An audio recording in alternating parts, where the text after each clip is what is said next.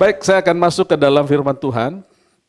Bapak Ibu Saudara, saya mulai bicara mengenai kerajaan Allah, seingat saya mulai November, akhir November tahun lalu.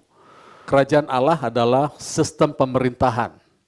Kerajaan Allah itu harus diberitakan ke seluruh dunia, bukan ke seluruh bumi ya, ke seluruh dunia. Bapak Saudara tahu apa bedanya dunia sama bumi? Bumi itu adalah fisiknya. Fisiknya tuh bumi. Earth, penciptaannya sudah mulai pada waktu penciptaan Adam dan Hawa.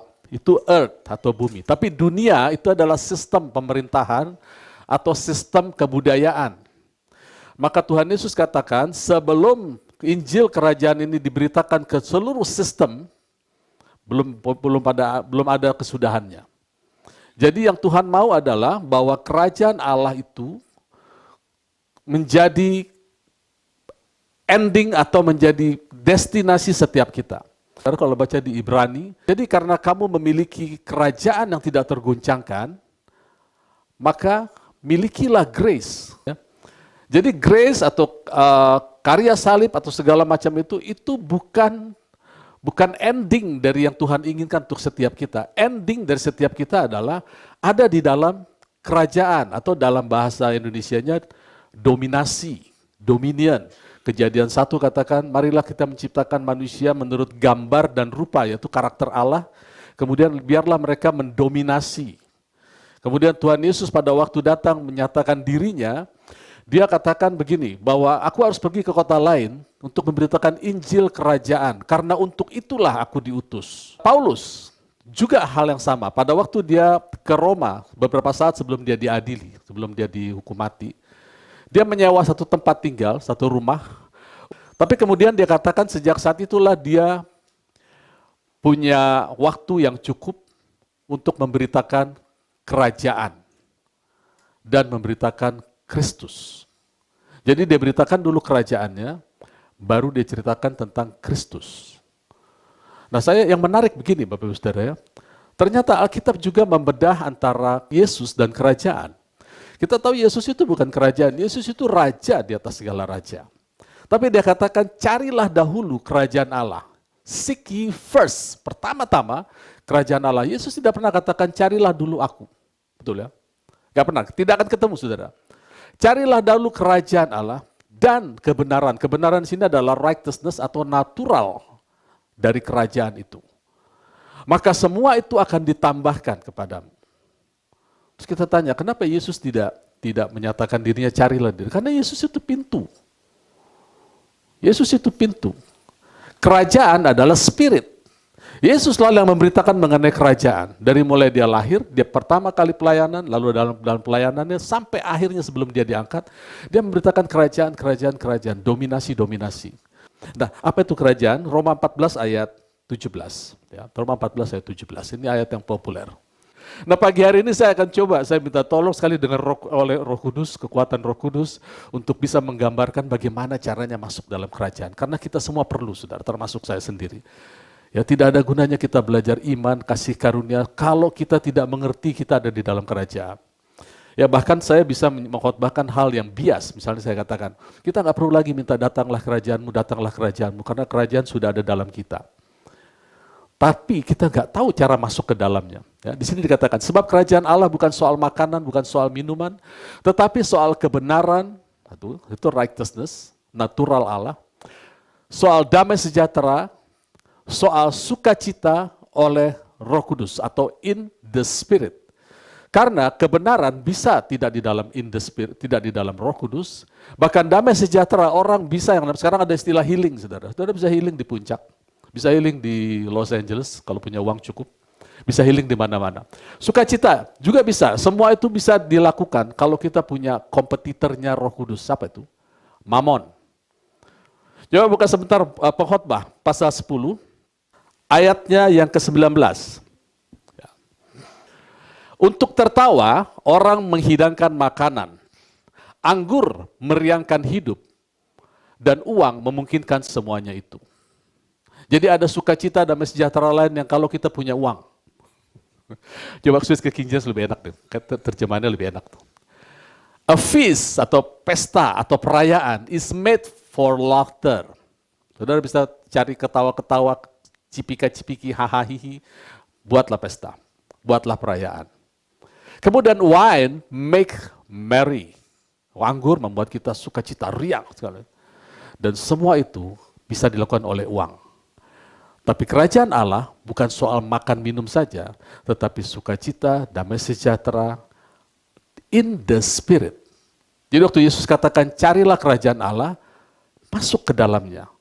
Pelajari itu, di dalam kerajaan ini, saudara ya, di dalam kerajaan ini, apa yang dicari bangsa-bangsa, makan, minum, sukacita, itu sifatnya ditambahkan. Kita tidak cari. Dulu ya, tidak cari bukan berarti malas-malasan ya. Sifatnya ditambahkan. Kemudian di dalam kerajaan ini ada kuasa. Ya. Dan di dalam kerajaan ini kita tidak perlu khawatir. Kita cukup mikirin hari ini saja. Karena hari esok akan mikirin masalahnya sendiri. Betul ya? Di dalam kerajaan ini, kesusahan sehari cukup hari ini. Kesusahan besok, dia mikir sendiri. Karena hari esok memikirkan masalahnya sendiri. Nah agama ya, itu beda dengan kerajaan. Agama mengajarkan kita untuk bagaimana caranya masuk ke dalam surga. Kerajaan mengajarkan kita bagaimana caranya memanifest kerajaan surga. Itu bedanya, saudara ya. Termasuk agama Kristen akan berkata, siapkan hidupmu, siapkan seolah-olah besok Tuhan datang, karena nanti kita akan masuk surga. Kita diciptakan bukan untuk tinggal di surga, saudara. Alkitab tidak akan pernah menceritakan bagaimana kehidupan kita di surga, kecuali pada saat kita meninggal. Kita akan tinggal di surga hanya sementara. Setelah itu, kita akan diturunkan lagi dikasih tubuh yang baru. Ini tiket untuk tinggal di bumi, tubuh kita ini. Jadi bukan untuk tinggal di mana-mana. Ya puji Tuhan, Tuhan Yesus memberikan gambaran bahwa tubuh kita yang akan kita terima nanti adalah tubuh yang bisa tembus tembok. Syukur-syukur saudara ya, tubuh yang bisa pergi main-main ke galaksi. Puji Tuhan itu kalau bisa gitu. Tapi kita stick dulu pada Alkitab bahwa kita diberi tubuh untuk hidup di dunia, makanya kita harus rawat tubuh kita. Tidak peduli seberapa banyak uang kita, seberapa tinggi pendidikan kita, kalau tubuh kita sakit selesai. Kita masuk ke ruang tunggu surga. Dikumpulkan bersama-sama, nanti turun bersama Tuhan Yesus. Ya. Jadi sekali lagi, kerajaan ini adalah spirit. Allah ingin kita masuk ke dalam spirit. Semua yang kita butuhkan ada di dalam situ. Jadi kalau kita ingin mengambilnya, maka masuklah ke dalamnya. Jangan hanya di luar. Ya, jangan hanya belajar tentang kerajaan, tapi masuk kerajaan. Nah, ada beberapa contoh mengenai kerajaan ini. Yang pertama adalah seorang ahli Farisi yang namanya Nikodemus. Dia datang tengah malam ke Tuhan Yesus, dia bilang, Tuhan kami tahu, padahal dia sendiri dia bilang kami. Dia mewakili orang Farisi, kami tahu engkau berasal dari Allah. Karena tidak mungkin orang yang tidak disertai Allah melakukan hal seperti itu. Terus Tuhan Yesus bilang, kalau kita tidak dilahirkan kembali, kita tidak akan bisa masuk ke dalam kerajaan Allah. Ya. Nah, banyak sekali kita menerjemahkan masuk ke dalam kerajaan Allah, artinya kita pulang meninggal masuk ke surga. Tidak ada satu kata pun di Alkitab yang mengatakan Yesus berkata go to heaven atau go to the kingdom. Tapi enter, masuk. Kata enter atau masuk itu artinya alami. Beradalah di dalam kebudayaan, dalam teritorial. Seperti misalnya begini saudara ya, kalau kita ini kan bawa kendaraan jalannya di kiri ya, di Indonesia ya. Kalau kita ingin jalan di kanan, masuklah ke Amerika. Maka kita ada di dalam kebudayaan Amerika di mana kita jalan di kanan, kita punya nomor sosial itu, ada kesehatan, ada insurance segala macam. Masuklah ke Amerika. Kalau kita ingin tertib di mana tidak melihat sampah gitu, pada umumnya ya. Tidak melihat sampah, orang tertib, berbaris, tidak ada desak-desakan, tidak ada yang saling serobot, masuk ke Singapura. Gitu ya. Kalau kita ingin lihat kuasa, damai sejahtera dan sukacita, masuk dalam kerajaan Allah, bukan pulang ke surga. Jadi Allah ingin kita mengalami kerajaan sekarang, bukan nanti. Agama menggeser itu nanti. Itu sebabnya setiap agama mengajarkan nanti bagaimana masuk surga atau masuk neraka. Itu kan? Allah ingin itu kita alami sekarang. Nah, Nikodemus Kepada Nikodemus, Tuhan Yesus katakan, kalau kau tidak dilahirkan kembali, kau tidak bisa masuk, tidak bisa mengalami kerajaan itu, damai sejahtera sukacita itu. Nah, Nikodemus ngerti. Cuma dia tanyakan, gak mungkin Tuhan aku masuk ke rahim ibuku lagi. Kamu harus dilahirkan kembali. Karena kalau kamu belum dilahirkan kembali, kamu tidak menjadi warga negara. Jadi bagaimana cara masuk ke dalam kerajaan Allah? Jadilah warga negara kerajaan. Bagaimana caranya? Ya dilahirkan secara spiritual. Baru muncul ayat yang populer, karena begitu besar kasih Allah akan dunia ini. Dia memberikan anaknya yang tunggal, supaya siapa yang percaya, dia menjadi warga negara kerajaan Allah. Sama seperti kita menjadi warga negara Indonesia. Kita harus dilahirkan di negara ini. Kita jadi warga negara Indonesia. Bagaimana Pak menjadi warga negara kerajaan surga? Lahir baru. Poin nomor 1, saudara, lahir baru penting. Ya. Di mana lahir baru itu? Kita buka di Yohanes pasal 3. Tuhan Yesus bilang begini pertama, ya, ayat 3. Aku berkata kepadamu, sesungguhnya jika seorang tidak dilahirkan kembali, ia tidak dapat melihat. 1, ya. Kalau kita tidak lahir baru, kita tidak akan bisa melihat kerajaan Allah. Mata kita tertutup. Kemudian ayat 5, aku berkata kepadamu, sesungguhnya jika seorang tidak dilahirkan dari air dan roh atau lahir kembali, ia tidak dapat masuk. Ya, jadi sudah tidak dapat melihat, tidak dapat masuk. Ya, itu sebabnya mengapa kita di dalam pembicaraan kita harus memberitakan tentang alam roh ini. Ya. Supaya orang melihat dan orang masuk. Nah, saya tidak anti cerita soal Tuhan Yesus ya, kan sekarang orang bilang it's all about Him, gitu ya. Christ Center. Kalau kita tidak mengerti kata-kata kita itu, kita tidak akan berbuat banyak dalam kerajaan, saudara. Orang bicara Yesus, kita bicara tentang Yesus. Kita akan dihadang dengan pertanyaan siapa Yesus, kenapa dia Tuhan. Ribut soal Yesus, ribut soal Yesus. Kita lupa memberitakan kerajaannya. Kita bicara nabi kita Yesus, orang lain bicara nabinya yang lain, lalu kita adu. Ternyata kita sama-sama kalau sakit ya kalah, kalau ada emosi ya kalah dengan emosi. Orang bilang sama aja. Dia ngomong Yesus, saya ngomong nabi saya. Tidak ada kuasa, tidak ada sukacita, tidak ada damai sejahtera. Bangkrut, sama-sama bangkrut. Stuck pembicaraan kita di situ. Coba kalau kita bicara dengan kuasa, saudara. Orang tanya siapa Yesus? Sama nggak dengan Isa? Sama nggak dengan nabi yang lain? Kita bicara langsung dengan kuasa. Kita nyatakan hidup kita yang penuh kuasa. Itu akan diam orang, saudara. Sekarang perdebatan semua di antara Yesus dan nabi-nabi lain. Makanya nggak akan selesai perdebatan itu. Karena kita hanya bicara tentang pintu. Kan Yesus bilang, akulah pintu. Bukan saya yang bilang ya. Akulah pintu, akulah jalan. Kita tidak cerita isinya dalam itu apa gitu.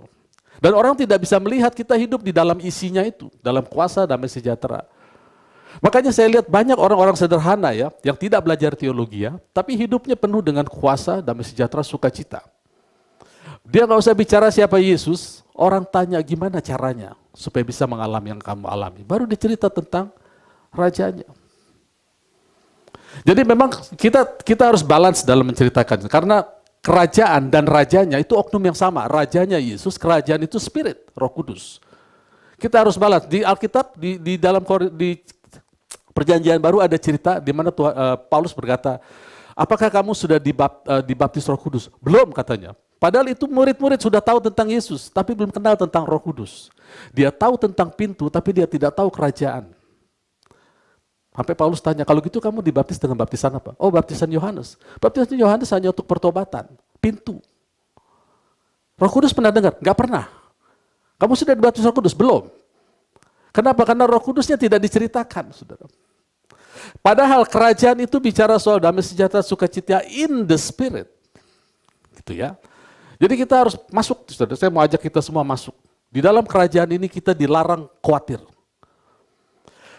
Pada waktu kita masuk ke dalam satu keluarga, seorang anak, katakanlah anak saya, masuk dalam keluarga saya, maka dia memiliki semua yang saya miliki. Gitu ya. Saya nggak perlu pisahkan rekening buat dia sendiri, ini nak segini, ini uangmu cukup nggak cukup, cukup kan? Tidak, semua uang kami ya uang dia. Rumah kami ya rumah dia.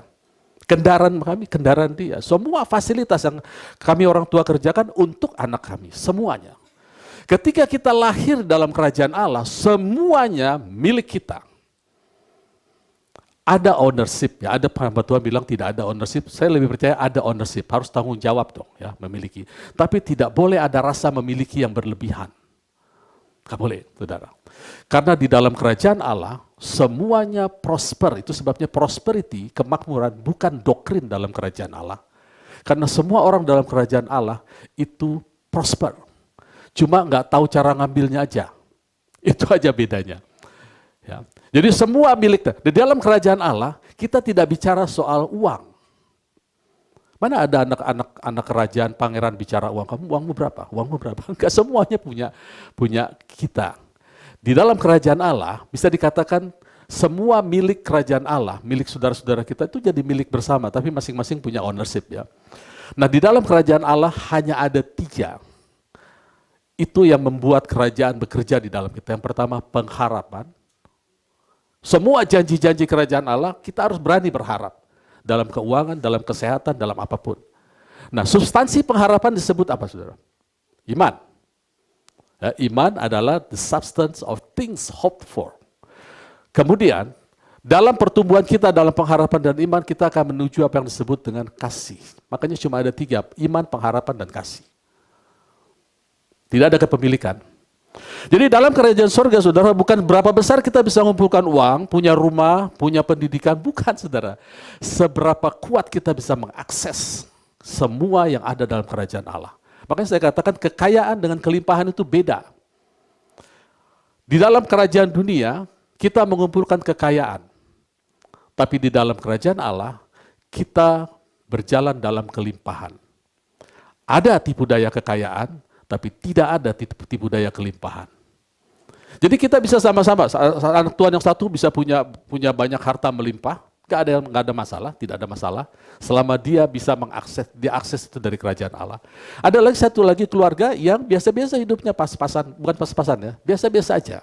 Tapi pada saat dia butuh sesuatu, dia selalu mampu mengakses kerajaan Allah atau fasilitas kerajaan Allah untuk dia nikmati. Baik itu kesembuhan, baik itu kelimpahan, sekolah buat anak-anak, lalu sandang pangan papan, itu hidup di dalam kerajaan. Makanya Nikodemus tanya, gimana caranya? Kamu harus lahir baru. Nggak ada cara lain. Seperti kamu dilahirkan dalam waktu itu mereka menjadi daerah kolonial dari Roma. Demikian juga kamu mau masuk ke kolonisasi dari kerajaan Allah, harus dilahirkan kembali. Itu Nikodemus, saudara. Sekarang ada tokoh kedua. Di Matius pasal 19, itu disebut seorang pemimpin yang kaya raya. Ada istilah rich, kaya, young, muda, ruler, pemimpin. Saya coba cari-cari, saya pakai ini, gak ketemu muda, ini ukuran muda, tapi ini menarik ya. Karena orang ini kaya, ya, muda, punya kesehatan, muda kan sehat ya, dan pemimpin punya kedudukan. Tapi toh tidak cukup hidupnya. Dia datang kepada Tuhan Yesus. Ceritanya begini, ayat 16 ya, Matius 19 ayat 16. Ada seorang datang kepada Yesus dan berkata, Guru, perbuatan baik apa yang harus kuperbuat untuk memperoleh hidup kekal? Atau dalam bahasa Inggrisnya, Guru, apa yang harus aku lakukan untuk aku masuk ke dalam hidup kekal?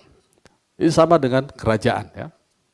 Jawab Yesus, apa sebabnya engkau bertanya kepadaku tentang apa yang baik? Hanya satu yang baik, jikalau engkau ingin masuk ke dalam hidup, turutilah segala perintah Allah. Kata orang itu kepadanya, perintah yang mana? Kata Yesus, lalu dikutiplah hukum Taurat semuanya. Seorang pemuda itu bilang ayat 20, semua itu sudah kuturuti, apalagi yang kurang? Kata Yesus kepadanya, jikalau engkau hendak sempurna, pergilah, jualah segala milikmu, berikanlah kepada orang miskin, maka engkau akan beroleh harta di surga. Kemudian datanglah kemari dan ikutlah aku. Nah, ini informasi yang penting buat kita, saudara ya. Kita jangan salah paham bahwa Tuhan Yesus tidak ingin kita bangkrut ya. Tapi Tuhan Yesus katakan begini, jika engkau hendak sempurna, kata sempurna di situ adalah jikalau engkau hendak masuk ke dalam ending dari rencana Tuhan dalam hidupmu, yaitu kerajaan. Ya, kata sempurna itu adalah endingnya. Kita semua harus endingnya ke sana, saudara. Semua yang namanya karya salib, semua yang namanya darah Yesus, perjamuan, itu semua adalah sarana untuk kita masuk ke endingnya itu. Endingnya setiap kita harus ada di dalam dominasi kerajaan. Karena buat apa kita diciptakan baru, segambar dan serupa Allah, punya karakter Allah, tapi nggak tahu cara memerintah dalam hidup. sia-sia. Itu yang disebut grace menjadi sia-sia. Ya. Bahkan Kristus bisa menjadi sia-sia. Saudara tahu Alkitab, saya pernah katakan bahwa Alkitab banyak truth dan anti-truth. Ada truth, ada anti-truth, seolah-olah berlawanan. Padahal sebenarnya enggak. Ya, sebenarnya enggak. Itu tergantung kita. Bagaimana kita merespon terhadap firman. Contohnya misalnya Kristus. Alkitab bilang apa tentang Kristus? Kristus adalah hidupmu. Kolose 3 ayat 4. Kolose 1 katakan, Christ in you the hope of glory. Kristus adalah pengharapan akan kemuliaan. Tapi Alkitab juga bilang, Christ is become of no effect. Itu kan anti-truth. Kristus nggak ada efeknya. Kalau kita mencoba dibenarkan oleh moral kita. Hukum Taurat atau moral etika. Harus ikut aturan. Aturannya gimana? Aturan Kristus. Suara Kristus. Ya. Setiap kali Alkitab berbicara tentang Allah meminta sesuatu, bukan berarti Allah membutuhkan.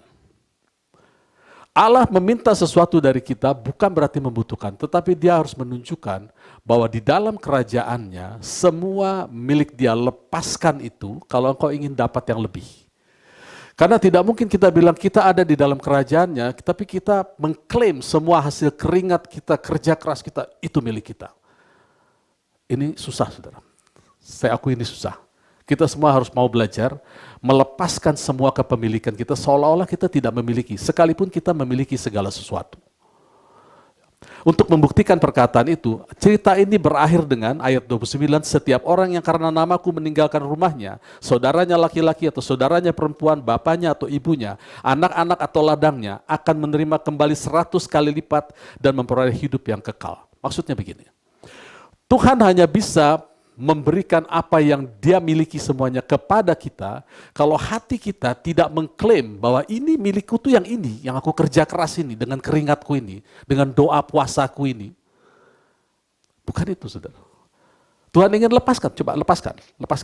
Kamu tidak memiliki apa-apa sekalipun kamu pemilik alam jagat raya ini. Kamu milik semua milik kamu. Karena apa? Karena kerajaan yang Allah inginkan ada di antara kita itu membentuk satu kebudayaan yang disebut commonwealth.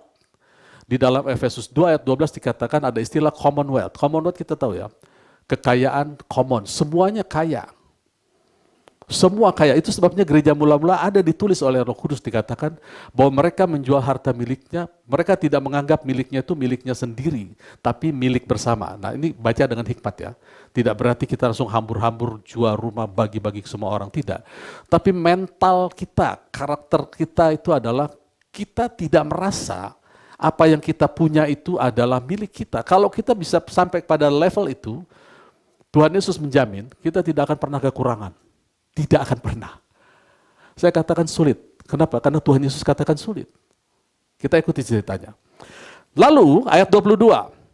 Ketika orang muda itu mendengar perkataan itu, pergilah ia dengan sedih sebab banyak hartanya. Pertanyaannya, dari mana harta dia?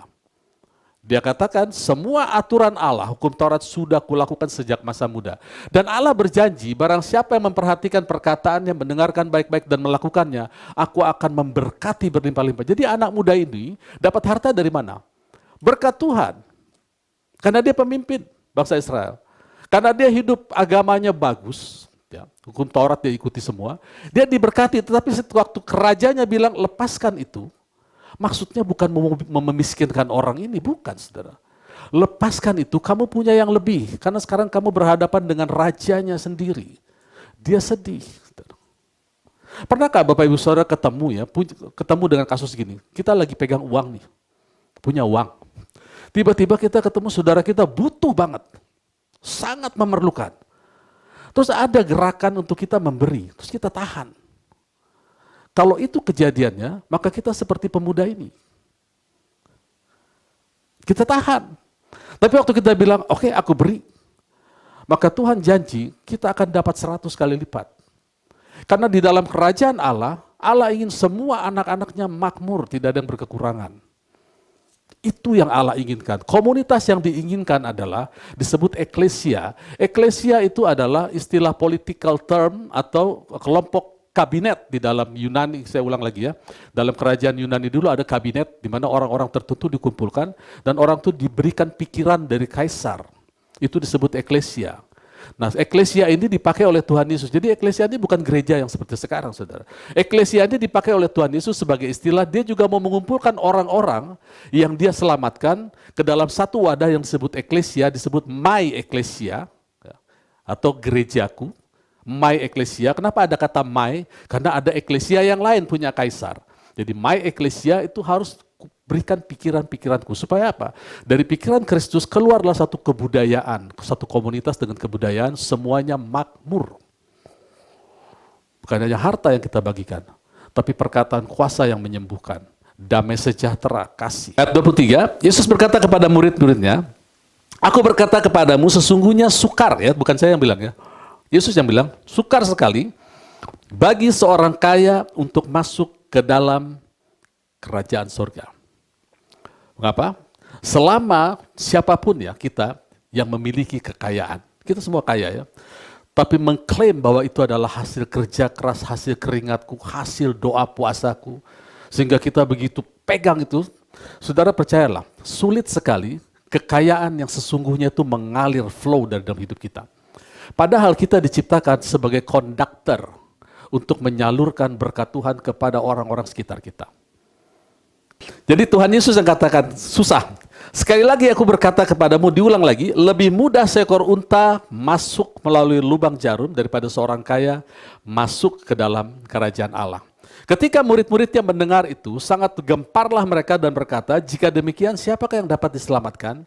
Yesus memandang mereka dan berkata, bagi manusia hal ini tidak mungkin, tetapi bagi Allah segala sesuatu mungkin. Jadi kalau kita ada di dalam kerajaan Allah, apa yang tidak mungkin bagi kita, bahkan orang bisa heran, dulu kamu peditnya minta ampun, kok sekarang kamu begitu mudah mengeluarkan uang. Itu kerajaan Allah sudah dalam kita. Nah, saya ingin terjadi di tempat ini semua. Kita menjadi orang yang murah hati. Sehingga Tuhan seperti mudah sekali mengalirkan berkatnya dalam hidup kita. Saya kemarin ngobrol sama anak saya tanya, coba kamu pikir dulu nak. Mana enakan punya duit banyak apa punya pendidikan tinggi? Dia bilang punya duit banyak. Oh benar. Karena orang punya duit banyak bisa mempekerjakan orang pendidikan tinggi. S1, S2, S3 bisa kerja sama dia. Jadi, tapi Tuhan bilang jangan mata duitan. Ya. Pertanyaan kedua saya bilang, mana lebih enak? Punya duit banyak atau punya hubungan yang baik dengan Tuhan? Hubungan yang baik, wah benar lagi saya bilang. Karena orang yang punya hubungan baik dengan Tuhan, dia memiliki segala yang ada dalam kerajaan. Kalau dia memiliki segala yang ada dalam kerajaan, uang itu nggak masalah, karena uang itu bukan isu dalam kerajaan. Tugas dia cuma mengalir, memenuhi kebutuhan kita. Kita lanjut dulu ya. Lalu, nah ya, kita lihat anak muda ini, seorang yang baik, agamawi, dan uangnya banyak, tidak cukup untuk mendapatkan hidup. Makanya saya katakan yang paling tinggi adalah kita punya hubungan yang baik dengan Bapa kita di surga. Ya. Kemudian Petrus ini kan punya usaha perikanannya. Ya. Mungkin pada saat itu dia termasuk orang yang ekonominya menengah ke atas lah. Dia punya perusahaan pernikahan, punya partner. Dia bilang gini, lalu Petrus menjawab ayat 27, berkata kepada Yesus, kami ini telah meninggalkan segala sesuatu dan mengikut engkau. Jadi apa yang kami akan peroleh? Ya, orang kaya ngomong nih. Ya. Kata Yesus kepadanya, aku berkata kepadamu sesungguhnya pada waktu penciptaan kembali, nah kata penciptaan kembali ini di dalam bahasa Gerikanya adalah kelahiran baru. Atau bahasa Inggris bilang regeneration. Pada saat nanti ada kelahiran baru, orang-orang dilahirkan secara spiritual, dia katakan begini, dan apabila anak manusia bersemayam di tahta kemuliaan, maka kamu yang mengikut aku akan duduk di atas 12 takhta untuk menghakimi ke-12 suku Israel. Ini berlaku juga untuk kita yang sudah lahir baru, kita didudukan bersama-sama dengan Allah di dalam Kristus, Efesus 2 ayat 6. Kita sudah mati dan tinggal tersembunyi di dalam Kristus bersama-sama dengan, di dalam Allah bersama-sama dengan Kristus. Begitu kalimatnya. Nah ini sudah terjadi untuk kita. Nah, kemudian, dan setiap orang yang karena namaku meninggalkan rumahnya, saudaranya laki-laki, saudaranya perempuan, bapak, ibunya, anak, ladangnya, dan segala macam, akan menerima 100 kali lipat. Di kerajaan ini nggak main-main, saudara. Saya ingin ajak kita semua untuk stop khawatir, tapi mulailah struggle atau mulailah labor to enter the rest. Kerajaan ini memang sudah ditaruh di kita ya. Jadi maafkan saya kalau selama ini ada impresi, tidak maksud saya ya.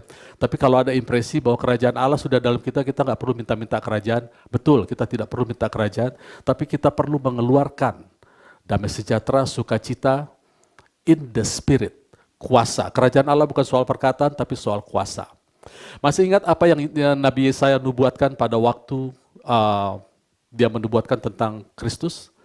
Dikatakan seorang anak telah lahir bagi kita, seorang putra diberikan kepada kita, the government atau pemerintahan ada di pundaknya. Segala sesuatu yang di pundak itu disebut kuk. Karena Yesaya 9 sedang bicara tentang kuk. Kuk yang membebani. Nah, the government ada di dalam pundaknya. Dan namanya, nama pemerintahan itu disebut, ada 5 hal, Wonderful, Counselor, penasihat ajaib, Mighty God, Allah yang perkasa, Everlasting Father, dan Prince of Peace. Ya. Wonderful. Kita akan dibebani, ditaruh kehidupan yang indah di dalam kita. Waktu kita lahir baru. Kemudian Counselor, kita diberikan penasehat ajaib di dalam kita. Kemudian Mighty God, Alkitab mengatakan terlebih besar roh yang ada dalam kamu daripada roh yang dalam dunia. Kemudian Everlasting Father, status kita anak tidak pernah berubah. Status kita bukan nabi, rasul, penginjil, itu bukan status, itu pekerjaan Roh Kudus. Everlasting Father memastikan bahwa kita tetap anak. Yang terakhir, Prince of Peace, damai sejahtera ku tinggalkan kepadamu. Dan mengalir di dalam kita. Kemudian Tuhan Yesus datang, lahir, itu kan nubuat Yesaya. Tuhan Yesus lahir, dia bilang, mari kita buka Matius pasal 11.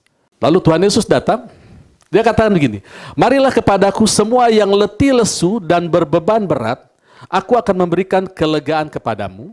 Ayat 29, pikullah government yang ada di pundaknya itu, yang 5 hal itu. Ini, pikullah government yang kupasang. Kemudian ada kata yang kedua, ini yang dilupakan banyak orang. Belajarlah daripadaku. Nggak bisa kita pikul, kerajaan Allah sudah ada dalamku. Terus kita ngapain? Nikmati aja. Nikmati apa? Apa yang dinikmati? Belajarlah daripadaku, ya. Karena aku lemah lembut dan rendah hati, dan jiwamu akan mendapat ketenangan. Dalam bahasa Inggrisnya, you will find rest for your soul. Jadi, resting hanya bisa kita dapat kalau kita belajar tentang kerajaan. Itu kata kuncinya. Makanya Tuhan Yesus katakan, cari dulu kerajaan. Pelajari bagaimana cara hidup di sana. Sama seperti kita kalau ke Amerika atau kita ke Singapura. Kita mesti kalau nyetir di mana, nyebrang harus di mana. Itu ada sistem di sana. Saudara, nyebrang sembarangan kena denda. Terus kalau kita buang sampah sembarangan kena denda. Kita harus pelajari cara pola hidup di Singapura gitu ya. Sama dengan waktu kita di kerajaan, kita harus ada yang mengajar yang disebut counselor. Dia akan mengajar, kalau kamu sakit, gimana caranya supaya sembuh dari penyakit. Kalau kamu tidak memiliki uang, bagaimana caranya supaya kamu tidak jadi mata duitan. Tidak menjadi uang minded atau money minded, tapi Tuhan memelihara. Di masa tua kita, apa yang harus kita lakukan? Itu semua akan diajarkan oleh great counselor. Belajar daripadaku, baru kita resting. Kalau kita tidak resting, berarti kita tidak sedang belajar. Jadi mode kita diaktifkan, yaitu study, mode belajar. Nah disitulah kita mendapatkan resting yang sesungguhnya, in the spirit. Karena sekarang kita bisa resting tanpa belajar. Di dalam perjanjian lama memang ada 613 perintah do's and don't. Dan tidak satu orang pun dibenarkan karena melakukan hal itu. Di dalam perjanjian baru ada 1050 do's and don't. Tapi bedanya, tidak satu pun yang mendakwa kita atau mengancam kita yang 1050 ini. Kalau di reduce menjadi 800-an. Jadi dalam perjanjian baru masih ada perbuatan. Ada namanya perbuatan iman. Karena iman itu kan kata benda, saudara. Ya, faith, pistis itu kata benda. Percaya itu kata kerja. Ketika kita mempercayai iman, maka itu menjadi pekerjaan kita. Mempercayai iman. Kita mengucapkan, kita memikirkan, kita merenungkan, sehingga itu menjadi pola hidup. Apa yang kita percaya, seperti yang kita pikirkan, demikianlah cara hidup kita. Amin, puji Tuhan. Tuhan Yesus memberkati.